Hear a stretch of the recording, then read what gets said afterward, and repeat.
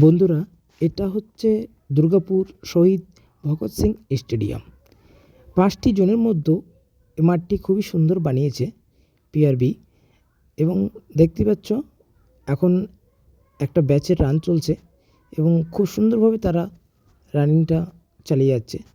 তাই এখনও পর্যন্ত যার যার মাঠ এই স্টেডিয়ামে বাকি রয়েছে, নির্ভয়ে তোমরা আসো এবং নিজের বেস্টটা দিয়ে যাও।